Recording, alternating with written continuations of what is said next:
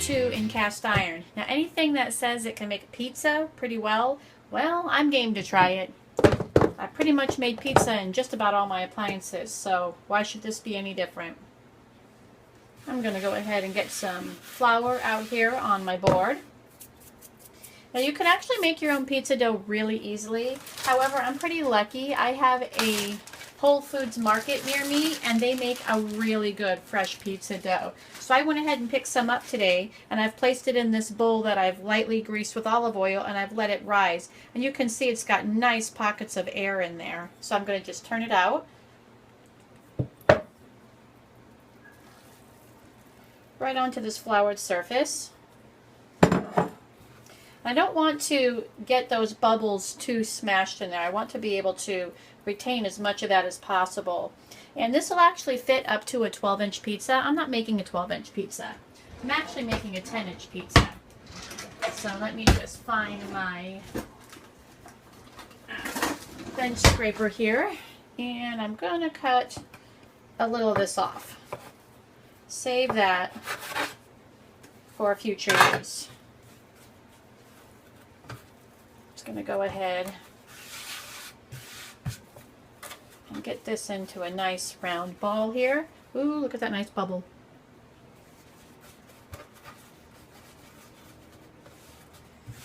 Don't have to do a lot of kneading, it's already prepared.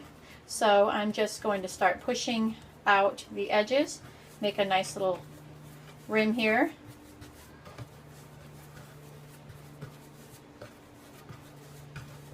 And then just start stretching it.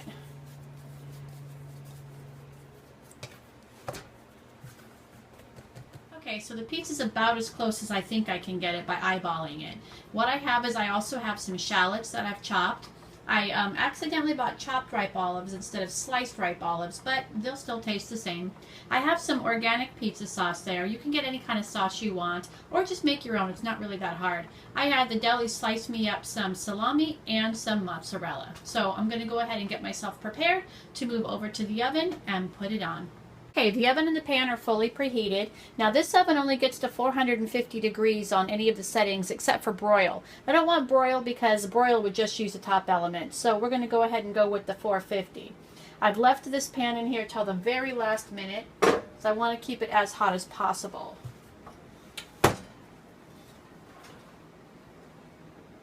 Woo! Smoking hot. Make sure we get all this stuff. And I'm going to very quickly put my pizza dough on there. You can hear it sizzle. Ah, not bad for eyeballing it. And as quickly as I can, I want to get these toppings on so we're not losing the temperature from that oven any more than necessary. I probably could have just taken the pan out and kept the oven warmed up. Pizza sauce, however thick or thin you want it. And the nice part about preparing this on here is that the bottom is already going to start cooking to starting to get that crust that I want. I'm going to break up some of this mozzarella. I like my mozzarella like this, rather than shredded.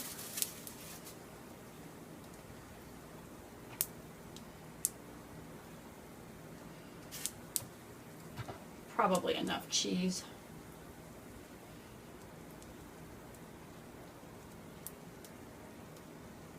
Okay. A couple of these slices of, I think it's Genoa salami. Get a half slice there in the middle.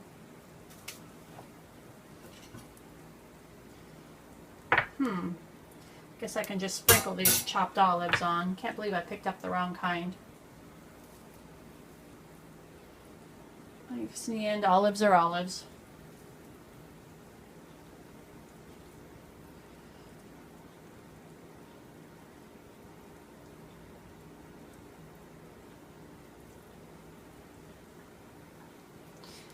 And there you go. That's going to be how I do my pizza. Get it back in there.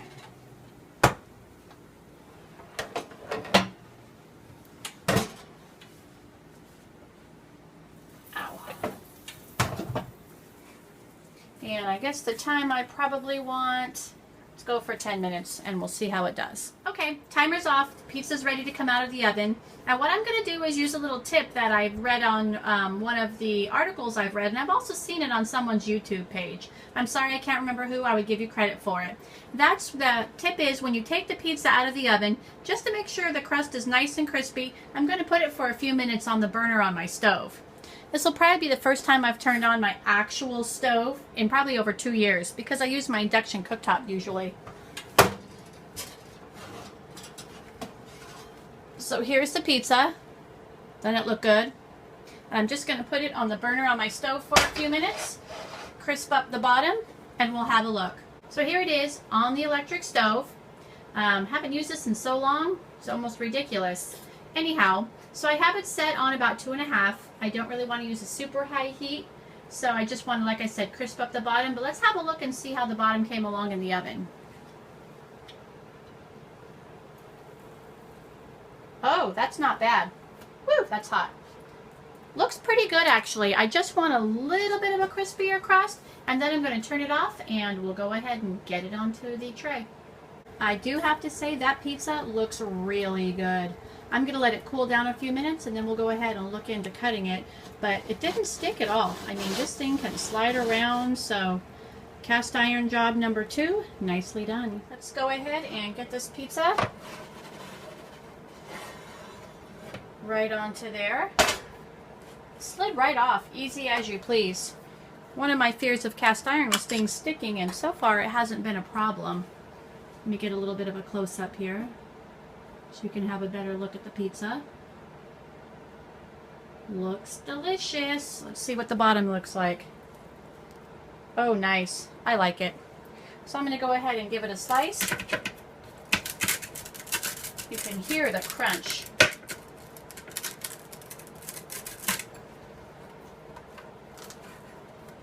Cooked all the way through.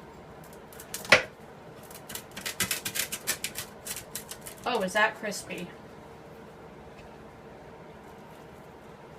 Here you can see a piece. And there you go. Tasting time. Mmm. That has a nice thick crust. It's not doughy at all. Everything's melted. The top isn't overcooked. That's delicious. I would absolutely do that in that cast iron again. So hope you guys give it a try.